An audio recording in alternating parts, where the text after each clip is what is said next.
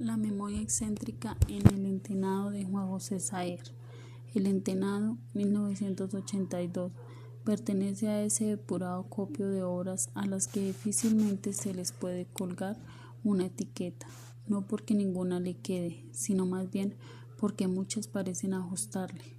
La novela de Juan José Saer es, como toda gran creación literaria, una refinada combinación de muchas cosas.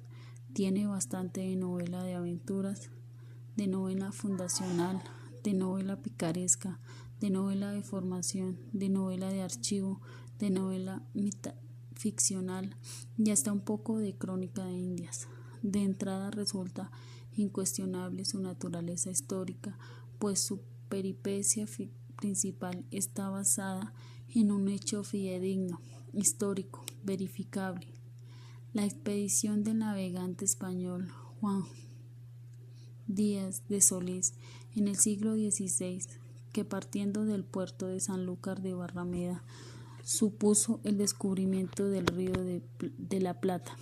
Sin embargo, es necesario aclarar en este punto que Saer descree de eso que la crítica ha dado en llamar la novela histórica. Para el autor argentino, ese tipo de novelas no puede reconstruir ningún pasado. A lo sumo, alcanza apenas a construir una visión sesgada y muy particular del pasado, cierta imagen o idea del pasado que es propia del observador y que no corresponde a ningún hecho histórico preciso. 1997. Por ello, las pocas líneas que leyó Saer sobre la historia del grumete Francisco del Puerto, a quienes los indígenas retuvieron por una década, constituyen apenas el germen de la novela, una suerte de pretexto para soltar las amarras de la ficción. Lo que me incitó a escribir El Entenado, confiesa Saer, fue el deseo de construir un relato cuyo protagonista fuese no un individuo, sino un personaje colectivo. En la intención original ni siquiera había narrador. Se trataba de varias conferencias de un etnólogo sobre una tribu imaginaria, pero un día leyendo la historia argentina de Busaniche me topé con las 14 líneas que le dedicaba a Francisco del Puerto, el grumete de la expedición de Solís, que los indios retuvieron durante 10 años y liberaron cuando una nueva expedición llegó a la región. La historia me sedujo de inmediato y decidí no leer nada más sobre el caso para poder imaginar más libremente el relato. Lo único que conservé fue el diseño que me dejaban entrever las 14 líneas de Busaniche y el resto es invención pura. 2006. La trama del Entenado, que entre otras cosas significa hijastro, se construye a partir de la figura anónima de un grumete, cuyo desamparo y orfandad lo mueven al vaivén de las circunstancias y el azar. La novela es una auténtica Bildungsroman, en tanto recrea el aprendizaje y la formación axiológica del octogenario cronista, desde su precaria infancia hasta su vejez lúcida y memoriosa. Es en esa incesante búsqueda del resguardo cuando el grumete se conecta con toda una fecunda tradición renacentista que a todas luces lo emparenta con pícaros celebérrimos de la calaña del Lazarillo o del Buscón de Quevedo. Fiel a sus antecesores, este nuevo pícaro saeriano también le hace el quite a las adversidades bajo la ejida de diferentes amos. Llámese, para el caso, marineros, descubridores, prostitutas de acoplamientos gratuitos, caníbales, curas o trateros oportunistas. Más que cualquier otro aspecto, el mérito mayor de la novela reside en su forma, el depurado manejo y la disposición del material verbal, en la composición estética y estratégica de la perspectiva narrativa.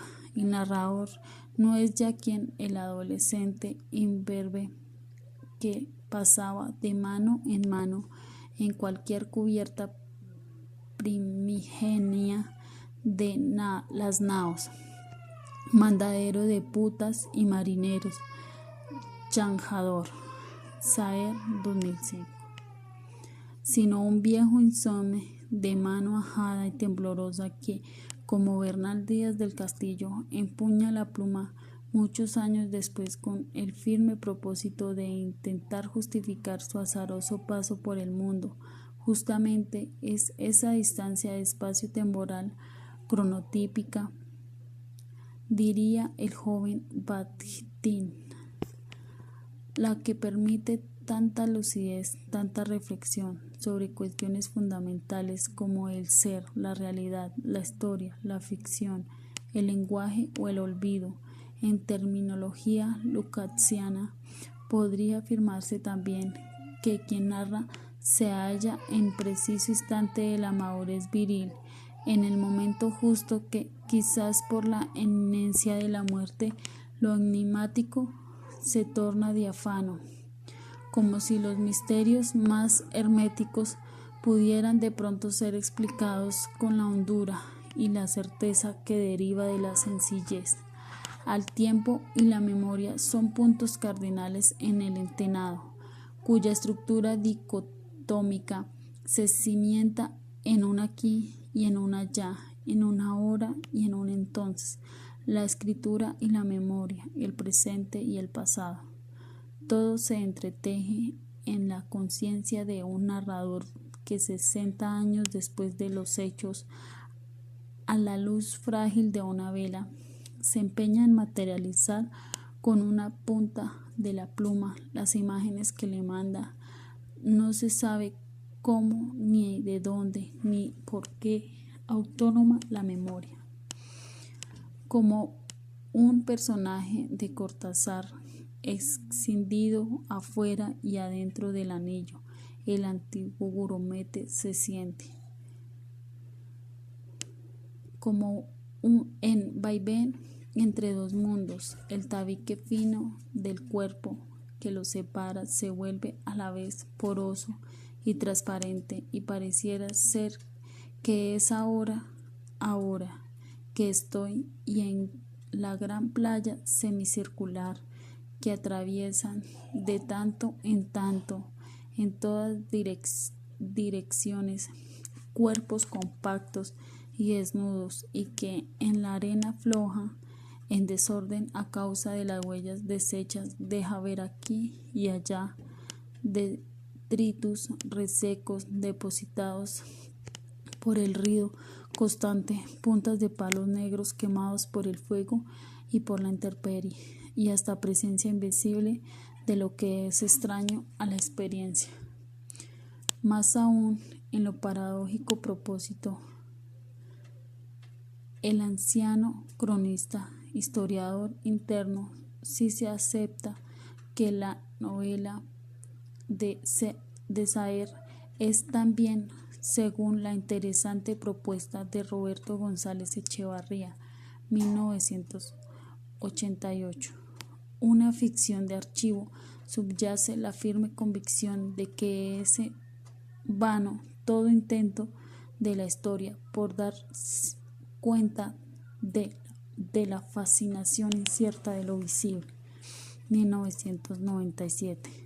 Al discurso histórico parece gritar la novela, le está reservado un estruendoso fracaso dada la naturaleza insacible de lo que se conoce como realidad. En su ensayo El concepto de ficción, Juan José Saer sostiene que el concepto mismo de verdad es incierto y su definición integra elementos dispares y aún contradictorios. Del mismo modo, el lenguaje de los hombres resulta insuficiente, inapropiado, más apto para falsear que para expresar objetivamente la realidad. Mentira y narración son apenas dos de los muchos obstáculos que no logra sortear a plenitud la memoria, porque en general la mentira se forja en la lengua y necesita para desplegarse abundancia de palabras. La realidad es apenas un rudimento de la apariencia. Los recuerdos se moldean con mismo barro de los sueños, de modo que en las últimas la memoria histórica, según las palabras del narrador, viene de indicios inciertos, de recuerdos dudosos, de interpretaciones, así que en cierto sentido también mi relato puede significar muchas cosas a la vez, sin que ninguna viniendo de fuentes tampoco claras, necesariamente cierta. 2005. Sin embargo, a pesar de todas las limitaciones que se han anotado respecto al lenguaje que pudiera ser capaz de expresar lo que se ha dado llamar la realidad, el olvido es, sin duda, el temor supremo para la intemperie de los hombres. Por ello, la intuición de los indios Colastine y su consecuente miedo de perderse en el amasijo anónimo de lo indistinto. Mucho tiempo tardó el grumete en comprender la auténtica naturaleza de aquellos seres con los que compartió 10 largos años de su vida.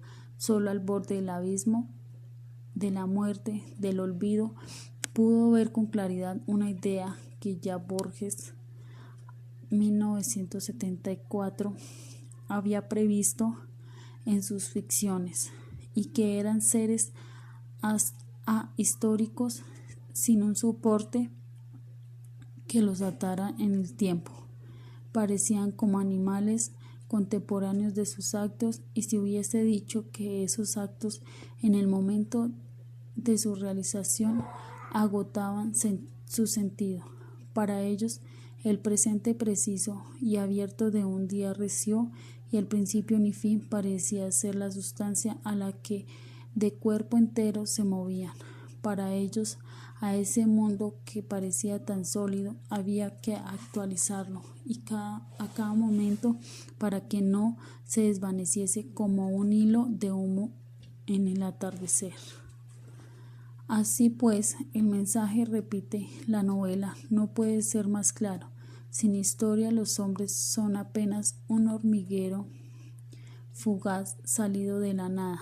El Entenado, si acaso quedan dudas, es una novela de ideas, y son muchas las que hallan lugar en su forma reflexiva, autoconsciente, metaficcional, la idea de un ritmo cíclico del tiempo, del verdadero tamaño de los hombres, de la complejidad de aprender,